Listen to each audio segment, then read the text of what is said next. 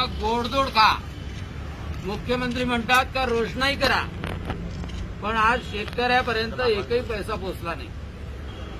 एकही पैसा पोहोचला नाही. मुख्यमंत्र्यांना विचारायचं आहे की गोडधोड कुठून करणार. बाबाजी, तुमच्याकडे होऊ शकते का गोडधोड?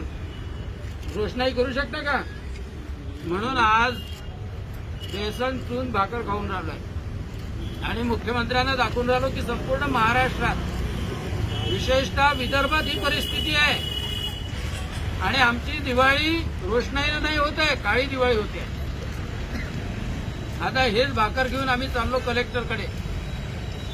सोयाबीन गेलं, कापूस गेला, बोंडअळी आली, बोंडसडी आली, शिदुरी बोंडसडी आली. कापसाचे केंद्र सुरू केले नाही. बरं, अगोदर आचारसंहितेचं कारण सांगितलं, अजून पैसे जे काही जाणार आहे तेही शेतकऱ्याच्या खात्यात गेले नाही आणि जेवढे पैसे आहे तेही लोकांपर्यंत पोहोचत नाही.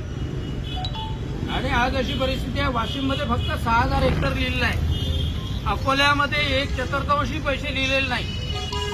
आणि म्हणून या शासनाला आता तरी आमच्या भाकरीकडे पाहावं म्हणून शेतकरी आलेले आहे.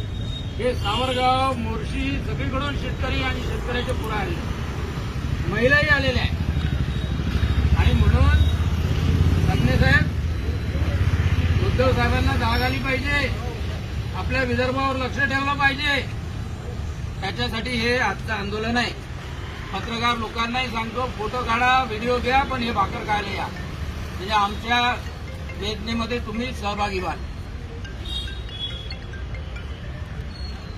शेतकऱ्याची दिवाळी काळी करणाऱ्या आघाडी शासनाचा, शेतकऱ्याची दिवाळी काळी करणाऱ्या आघाडी शासनाचा, आघाडी शासनाचा शेतकऱ्या